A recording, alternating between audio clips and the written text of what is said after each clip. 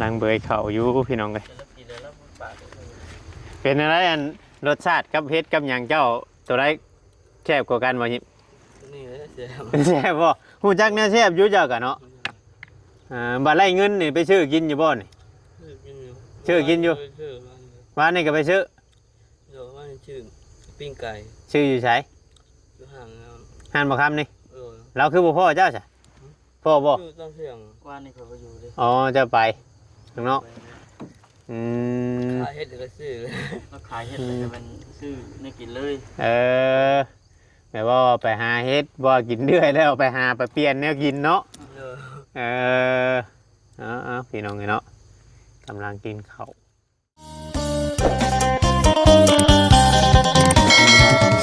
สบายดีเนาะพ่อแม่พี่น้องเบิดสู่ขู่สู่คนพี่น้องเนาะมาช่วงชุบอนว่าจะเป็นพี่น้องทางฝั่งลาวเนาะครับสวัสดีพี่น้องทางฝั่งไทยกันหนึ่งพ่อกับช่อง YouTube ของว่าเวียงชายใจเกินร้อยเพียงเนาะอีกคือเก่าคือเดิมพี่น้องเนาะเพิ่มเติมก็ยังอยู่กับบ่าวยิ้มคือเก่าพี่น้องเนาะอยู่ที่ยังเพิ่นนี่แหละพี่น้องเนาะใช้ชีวิตแบบพี่น้องเนาะจักสิว่าแน่ไรไปเบิ่งไปชมกันได้พี่น้องเนาะว่าบ่มีหยังเด้อนะข้าวน้ำจำปาก็กินไปแบบเนี่ยเนาะขาดความอบอุ่นขาดผู้น้ำว่าง่ายๆจ้ะเป็นแม่นั่นได้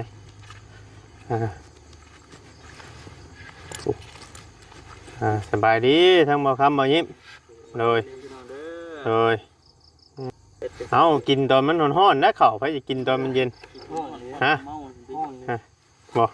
มันลวกใส่บ่ลวกปากเนี่ยเพื่อมันสิเย็นบ่มันนั่นเย็นบ่เจ้าคือบ่ตักใส่ถ้วยไว้ใช่ตักใส่ถ้วยมันจังเย็นไว้พี่น้องเนาะปรุงข้าวแต่ว่ามันร้อนบ่กล้ากินเพิ่นว่ายันลวกใส่ยันลวกปากกินบ่ได้ทั้งหลายว่ากินตอนมันร้อนมันยังแซ่บข้าวหุงเอาเกลือโห้ยใส่ตอนมันร้อนโอ้ยกินอร่อยแล้วแหละบางคำบ่อยากบ่บางคำ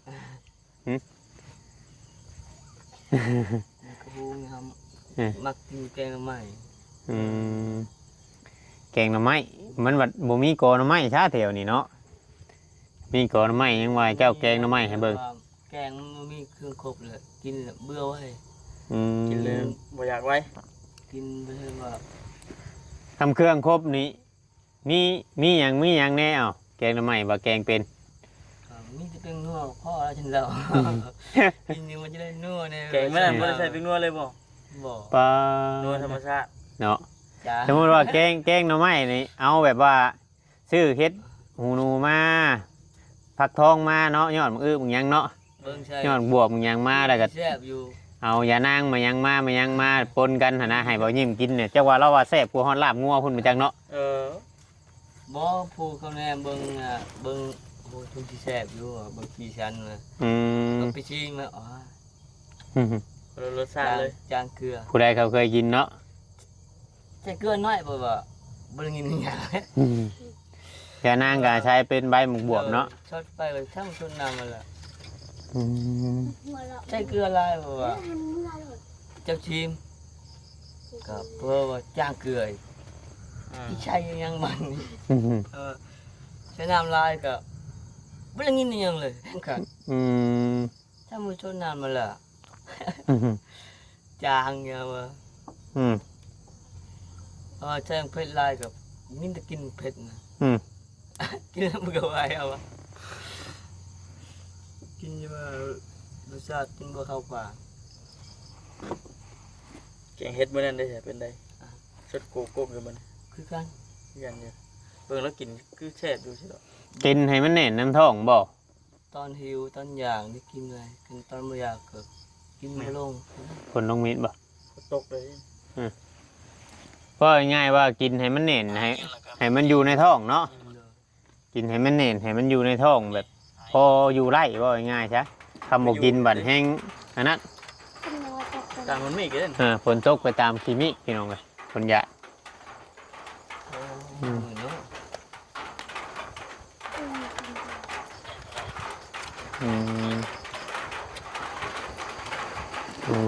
เอา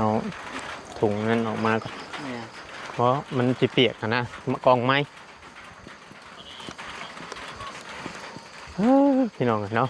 ฝนก็ตกแล้ว ฝนตกไปตามขี่เมฆ ตกต่างกันนี่เนาะว่ายิงเนาะวันนี้จะไปอะไรเนี่ยมันนี่ยังไม่จักคือว่าจะไปอะไร มื้อนี้สิยังบ่ฮู้หรอกว่าสิไปทางใดมื้อนี้เนาะอืม คือเป็นเรื่องของเงินงานเข้าบ้าน ชาวบ้านน่ะจังสิฮู้ว่ามีผู้ชวนไปเฮ็ดนั่นเฮ็ดนี่บ่เพอเฮาอยู่ทงนาแบบนี้เฮาบ่ฮู้เนาะว่าสิไปเฮ็ดหยังก็บ่ฮู้ได้อยู่ทงไห้ทงนาพี่น้องเอ้ย ฉันอยู่ไปแบบจักทางสิไป อยู่คนเดียวนี่ว่าง่ายก็บ่ง่ายเลยเนาะ ง่ายเลย อยู่ไปให้ไปแต่จักกัน บ่มีแนวเฮ็ดเด้อยู่ชื่อบ่มีหมู่มีพวกหลายแฮง มีผู้ แฮงบ่มีงาน ปรึกษากันดิ มาบ่มีงานหยังเลยอืม เมื่อไรตกแดดมา ฝนตกแหละ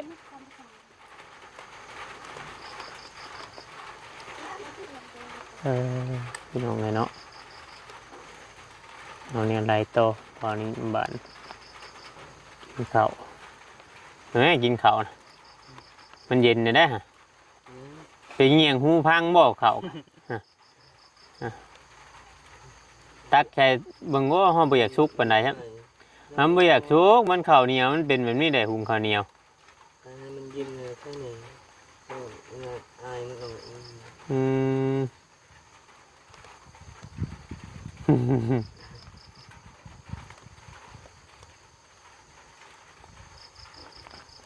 หมอนี่กินได้ฮอดบ่บะแดง นี่แต่เขากิน อ๋อ กินข้าวเช้าอิ่มเลยก็ เพราะว่าข้าวน่ะมันก็สีขาวอยู่พี่น้องมันนี่มันมาเป็นสีหมอกน้ำเพิ่นเพราะว่าน้ำเพิ่นมันบ่ใสเด้ มันเริ่มแบบ น้ำพุงนะคำน้ำพุงมันน้ำใสแบบน้ำฝนน้ำหยังนะมันสีเข่ามันก็เป็นสีขาวอยู่อันนี้มันโดดบ่อนั้นสิว่าเนี่ยได้พี่น้องทางบ่อยิ้มใจชีวิต แต่งเต็มเมื่อไหร่พี่จัน ช่องเถื่อช่องเถื่อ แตงสีพันบ่ ดีไหมจะอาชีพพัน ต้องดูแลตัวเองเนี่ยแหละว่าเขาอยู่ผู้เดียวกันโมเมนต์ว่าสิปล่อยปลาละเลยหลายหัวจักหน้อยเท่าแห้งเต็กแล้วเจ้าบ่สิคิดอยู่แต่แบบนี้บ่ใช่บ่คิดสิว่าสร้างครอบสร้างครัวได้ลูกได้เต้า ยังไม่ทันรู้อยู่ดิ เนี่ยต้องพัฒนาตัวเองไปได้บ่เฮาอยู่โหบัดเฒ่าพุ่นเด้คิดใช่บัดเฒ่าเนาะ มันจะยากช่วงเผาหมดแล้วบัดนี้ นี่ก็ยังบ่จักเอาเตยยังบ่หลอนนะทำฟังตัวเองก็ยังเพื่อว่า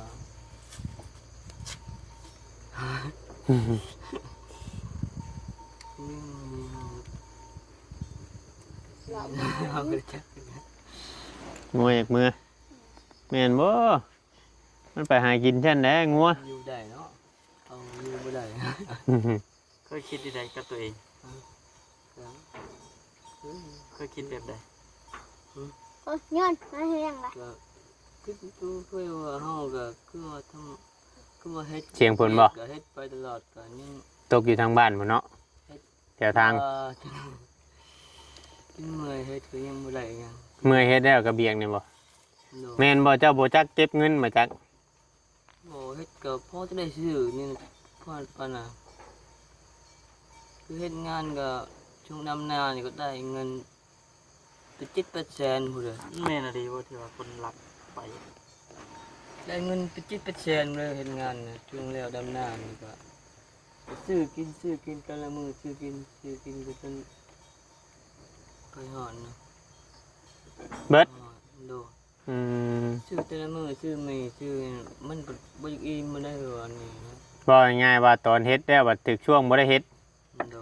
อื นี่ ม ก็สิแนะนำเจ้าเด้อเพิ่นว่าได้เงินมาซ้ำนั่นแหละก็ซื้อ ซื้อเอาเขาเนาะบ่เวียงเนาะซื้อเอาเขาล่ำ10 โล15 โลมาป้าไว้เถียงเนาะกันยังว่าพอได้กินเขาแล้วก็ไปหาขึ้นมาอีกอ่ะ หาแนวอยู่ในกินเนาะ อันนี้มันยังมีเขาย่างไว้เด้เด้ จริงๆว่า ใครกลัวเขาสิไปซื้อมี ทำเดือนมา พวกอาหารแบบที่ไหน เฮาซื้อแบบพวกอาหารประเภทอาหารมันบัด กินมื้อต่อมื้อแล้วนะ มื้อต่อมื้อหาเช้ากินค่ำหามื้อนี้กินมื้อนี้แล้วนะ ขาว กินเว้าแนวสำเร็จรูปเนาะ ก็มื้อต่อมื้อแล้ว ชุมเฮาก็บ่มีคือกันแบบจ้ะเนาะ แม่น เฮาต้องแบบชื่อข้าวมาแล้วต้องหาแนวอยู่แนวกินน้ำ ได้เขา หาแนวเอานั้น 300,000 200,000ก็ซื้อเขาจัก10 โล5 โล10 โลไป แม่น พอได้มาย่างไว้บัดเฮาไปเฮ็ดเวียกงานก็พอได้ตื่นมาอีกนะ มีใครว่าคืออยู่เดียวนี่มันมีใครทุกอย่างเลยว่ามีแต่หูอย่างเดียวคือว่าต้องซื้อกินเลยจ้ะ อืม ครับบ่เคยคิดว่าซื้อข้าวซื้อหยังเลย บ่เคยคิดได้ชั้นนี้คือ โดน มีแต่เวลาเอาแบบง่าย อยู่เดียวบ่เคยมีใครเลยเป็นงาน เสียงพลบ่คือเสียงดด เป็นงานอยู่มีแต่เฮ็ดผู้เดียวนะไปก็หมอ ๆเสียงเงินรถนำทางกัน เชียงพ้นเนี่ยคนนำรถนะ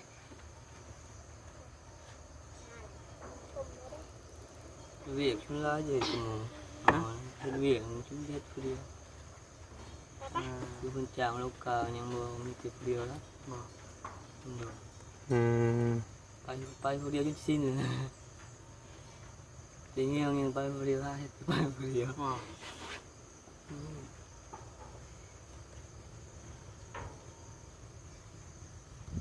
ผูกงัวชุนเจ้าหลังมือแล้วทางนั้นบ่ทางมันมืออืม ไปยังไงไป เป็นลุยเลยเนาะ ให้มาเอาทุนเดี๋ยวงัวพาเมียไป แรงที่ตกแห้งเนาะ แล้วจะนำ เตรียมก้านกบแล้วเจ้าแทนเดินพวง มันตกกะ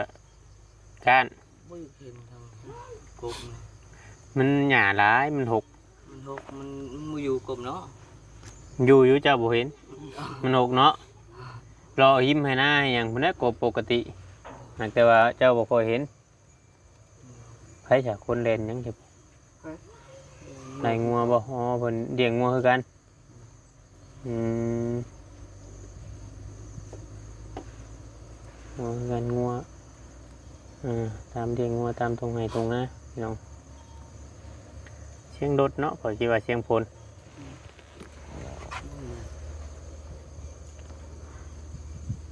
ผมก็ยาวแหละว่ายิ้มยังบ่ได้ตัดผมอยู่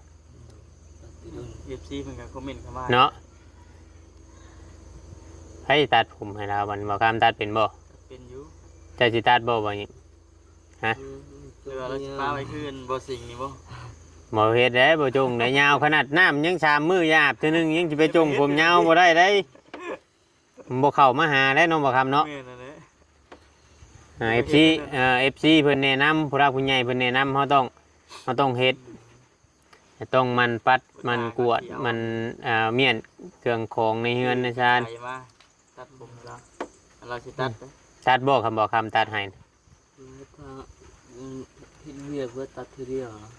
โอ้ เรียกหยังอีก มันเวียกเกี่ยวข้าวเลยตัดทีเดียว อ๋อมันบ่เกี่ยวกันเนาะกันนะ เอ้าเวลาตัดมันจะได้ง่ายๆนะตัดทีเดียว อ๋อมันก็นั่นตัดอีกบ่แล้วเกี่ยวเข้ากันเนาะ เจ้าให้ไปตัดให้ผมสิเก่า นี่ อืม อันนี้เฮาก็บ่ได้เสียเงินเนาะเอาตัดให้ชื่อบัดนั้นเกี่ยวเข้าวแล้วก็ตัดอีกเทื่อนึง บ่เวลาเฮ็ดเวียกนะ เฮ็ดเวียกแล้วมันเป็นหยัง มันบ่มุนมันคือนี่นะ ผมยาวเลยให้มูลมัด เนาะ เอ้าเวลาเฮ็ดเวียกแล้วก็ตัดเวลา บัดใกล้สิเฮ็ดเวียกยังตัด โดย โอ้ยตัดเดี๋ยวนี้ก็พอดีแล้ว นี่ยัง บัดใกล้สิเฮ็ดเวียกก็ตัดอีกเทื่อนะตัดหัวโหลนบ่ใช่มันจะบ่ได้ตัดเอาทรงหัวโหลนเลยเอาแบบทรงจะกินเฮ็ดไปเลยก็ได้มันจะบ่ได้ตัดเรื่อย ต้องบุญยาวจะได้เฮ็ดเวียกนะครับเลยว่า แบบบ่ถือหมวกก็ได้ที่บ่ โดดตะกี้ผมห้องยาวเลยผมหมอนยาวเลยไอ้เวียกนี่ จะจงไว้ยาวแท้ คือบ่ต้องถือหมวกด้วยนะติ บริษัทนะเฮ็ดเวียกเลย แทนหมวกบ่จงไว้แทนหมวกบ่ เมื่อยก็ เมื่อยชิดผมมาแน่เนาะโอ้ โอ้ยเอ้าเฮ็ดเวียกเอานี่ก็ คิดแต่ผมมันได้ดิ บ่ได้มือยังเรียกดอกเพิ่นมา เมื่อยชิดผมเนาะ ผมก็ง่ายๆ ก็คือบ่สิ่งตะกี้รู้จักบ่ ผมยาวอยู่เพียง ประเภทเดียวกันนะเบิ่ง อืม ยาวอยู่ว่านี่เพียงผม ผมเจ้านะ ยาวเสมอเลย อืม โหเหมือนเลยโอ้โห เฉพาะเขาจังไล่ออกมาอยู่ทงไห้ทงหน้าได้แต่เขาย่านเนาะ เนาะไอ้คือคนป่าคนดอนพุ่นติ แม่น ต้องเหมาะอันกระโฉมกับมันไปสิบ่ อืม นี่แหละพี่น้องไงเนาะว่าเอฟ ได้ยินเนี่ย FC บางคนเพิ่นก็ว่า คือบ่ไปบวชอยู่วัดอยู่ว่าคำบ่มีแนวเฮ็ดจังไดก็อันนั้นมันบ่แม่นนะพี่น้องเพราะว่าการบวชนี่ก็มันบ่แม่นเรื่องง่ายบ่เห็นบ่สิ่งอยากบวชแท้ๆก็ยังบ่มีผู้รับก็ยากอีกคือเก่ามันบ่แม่นว่าสิทันได้ทันบวชเนาะ มันก็ขึ้นอยู่กับจิตใจคน แม่นแล้วก็มันก็มีผู้รองรับคือกันบวชก็ขนาดบ่สิ่งมีผู้เพิ่นเอาเงินให้บวชให้หยังมันก็ยังบวชบ่ได้เนาะมันต้องมีผู้รองรับมันบ่มีผู้รับ เป็นบวชตอนช่วงตอนเพื่อว่าเงินดีเงินยังนี่ ก็เคยบวชบ่มี คือที่เรียน ไผไปซักให้น้ำแข็งน้ำขาเจ้าน่ะเจะซักเองบ่ บ่นะนี่ซักเอง เห็นหยังเฮ็ดคืออยากไล่บ่คืองามขั้นทุนแท้ข่อยเบิ่ง ซักตัววิตว่าสิซัก ว่าสิซักหยังอ่ะ ซักเพื่อ เอาควา ว่าย บ่ คาราบาวบ่ บ่ไปเรื่อย ไปเลย ไปเรื่อยหยังอ่ะน่ะ ไปเฮ็ดไปเลยแข็งหน่อยโคตรตายแต่แก้วเดียว โอ้ได้แต่แค่วเดียว ว่าสิเฮ็ดแขวเรื่อยได้เรื่อยแขวเดียวเอาแล้วว่าดิโอ้ ไม่ได้ไม่ก็บ่ว่า ปีได้เรื่อยแขวหนึงเนาะพอสิได้หลายแขวก็บ่ไล่เจ้าก็ แทงว่าเค็มก็เอายางมัดเอาเข็มจับดีอยู่บ่ซักน่ะจังว่าเป็นโรคเป็นหยังพอแห้งอีก บ่ซักตัวนี้เอาได้ซัก อืม ซักเขาเดียว เฮ็ดไปทุกที่ว่าหยัง ได้ซักบ่เจ็บคนเดียว อืม ตัวห่อนๆบ่ แต่ เจ็บ ขาวคือขนองตะกี้เพิ่นบ่ โน ถ้าเป็นวัยรุ่น ซัก มันก็รุ่นตะกี้พุ่น อืมกำลังฮิตกันใหม่นะเบิ่งว่าสิว่ามันคักตักชดเบิ่งชดเบิ่ง ฮ้อน โอ้ เช้าฮ้อนแล้วจ้ะ มันบ่ลวกหรอกบัดโอ้เอาจ้ามมาให้เราบัดนี้บ่ครับ กินข้าวหมอเรามี มายิ้มเราบ่ได้ชดได้บัดจัดไปเลย กินในมีเหือมีแห้งเว้า อันนี้ยังบ่ทันจักทางไปอันที่กิน แม่น ข้าวตกท้องก็แล้วเพิ่นจะว่าจะฮู้จักทางไป แม่นต้องคิดเนาะ ต้องคิดว่าสิเฮ็ดหยังต่อในชีวิตพี่น้องเอ้ยมีแต่ว่า ยังบ่ฮู้หยังนะเพราะว่าอยู่ทงไห้ทงนาก็บ่ฮู้ว่าไผสิแนะนำในนั้นในนี้หมู่คู่ก็สิมีก็แต่ตอนเฮาหาเงินไล่ แม่นนั่นแหละ ว่าเฮาหาเงินบ่ได้ก็บ่มีดอกหมู่คู่ จะม่อยแล้วล่ะ ทำไปเฮือนเขาเดือยได้เขาก็ให้ว่าบ่ให้เปลืองข้าวเปลืองน้ำเด้นี่ก็ฝนเริ่มลงมิดแล้วพี่น้องเอ้ยฝนเริ่มฝอยเริ่มหยังแล้วเฮาก็ไปทางใดโตบัดนี้ตกแฮงก็ไปไกลบ่ได้ลำบากบ่จิตเพิ่นไปทางใดมื้อนี้บ่ครับ เมื่อกี้ไปบ้านพระแก้ว มื้อนี้บ่อืม ไผกระดับแต่บ่เวียน เดี๋ยวนี้ เม็ดข่อยไปพุ่นน่ะแต่4% อ๋อ โตได้บ่ข่อย16% ไปดับ ไฟดับ คุณแน่ผู้น้ำบ่รถข่อยผู้ ฮะ เอาแล้วแหละ ฉากบ่ เบิ่งกันแจรถก่อนเลยผู้ใดโทรมาบ้าน ไฟดับตั้งแต่ประมาณนั้น8 โมง บ่จิตบ่นานตายดิบ่จิตนี่เนาะ เห็นบ่ โลโลใช่โดย มีเวียกบ่ อยู่หน้าบ่ยิ้มมีแล้วโดย อยู่กับบ่อคำเพิ่น โอเคโอเคจะติดมาให้คนมาแต่งเกี่ยวบ่มาถ่ายพี่กับบ่อคำถ่ายบ่อยิ้ม โอเค โอเคขายอยู่พี่เมื่อวานนี่ลืมเอาสายมันไปน้ำถือไปแต่นั่นรถเลยนั่นเพิ่นไปหากับไปฮอดบ้านลุงช้างแก้วเลยอันโทรมาถามคือบ่เห็นเพิ่นว่ะ คอยคือบอกเราอยู่ประจำ บ่ บอกอยู่ว่า ว่าวานนี่คิดว่าสิมาหาบ่ยิ้มยามแดงแต่ลืมเอาสายจากแบตไปบ่ยิ้มจะเบยพี่น้องเนาะบ่ยิ้มกำลังเบยเข้า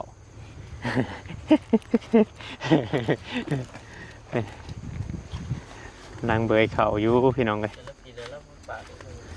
เป็นอะไรอันรสชาติกับเฮ็ดกับอย่างเจ้าตัวไรแซ่บกว่ากันบ่ยิบ นี่เลยเสีย แซ่บบ่ฮู้จักแนวแซ่บอยู่เจ้ากันเนาะบัดไล่เงินนี่ไปซื้อกินอยู่บ่นี่ซื้อกินอยู่บ้านนี่ก็ไปซื้อ เดี๋ยวว่าชื่อปิ้งไก่ ซื้ออยู่ไส อยู่ห่าง หันบ่คำนี่ อ เราคือบ่พ่อเจ้าซะพ่อบ่ ชื่อต้องเสียง ว่านี่เขาก็อยู่ดิ อ๋อเจะไปข้างนอกอืม ขายเฮ็ดหรือก็ซื้อ มาขายเห็ดเลยจะเป็นซื้อในกินเลย แบบว่าไปหาเฮ็ดบ่กินเรื่อยแล้วไปหาไปเปลี่ยนแนวกินเนาะ เออ เอาพี่น้องไงเนาะกำลังกินข้าวยังไม่ได้กินแนวแซ่บน้ำหมูจักเทื่อเราอะอยากกินลาบชิ้นเราอะบ่ยิ้มพี่น้องไงเนาะ เงินเดือนทุกหัวคนจิตชื่ออันสุดต่ำมาหุ้งมาให้เราต่ ทำให้เบิ่งเนาะ ำทำให้เบิ่ง ให้ FC เบิ่ง เป็นได้ เดี๋ยวสิว่าสิอัน สมกับมันว่าออกมาว่าเฮ็ดเป็นอยู่บ่ แม่นเฮ็ดเป็นอยู่หักแต่ว่ารสชาติมันจักสิไปแบบไร โอ้ควรจะเป็นได้เนาะ แม่นเพราะว่าเฮาก็บ่จักได้ว่าเรากินรสชาติแบบไรเนาะของแนวมีหยังเราก็กินแบบนี้ได้นี่ กินจนบูจักของเสีย เนาะ อิ่ม กินไปเรื่อยๆพี่น้องเอ้ย อืมเอาให้บ่ยิ้มเบยโตอพี่น้องเลยเบยผู้เจ้าว่าเบิดไปจากหมอหนึ่งจามเอ็นไม้หนึ่งเข้าจนชิเบิดเกิงหมอเลยจามเอ็น2 ไม้เจ้าคักแน่อะดิบ่ยิ้มนี่ มันนัว มันนัวกินเพื่ออยู่บ่ได้อยู่เพื่อกินเนาะบ่ยิ้มเนาะสิได้ชีวิตคนเฮานั่นแหละเพิ่นจังให้ดินดนให้อันนั้นนี่ ให้แกงงังเฮาเผากิน อืม เนาะ อืม อยากกินมาหมด ข้าวกิน หนูอยากกินมาหมดก็ แกงได้แล้วยังกินบ่เบิดยันมันเสีย บ่มันบ่แซ่บ กินน้ำมันแค่รสติ โดยมันเป็นค่อยกินแบบว่า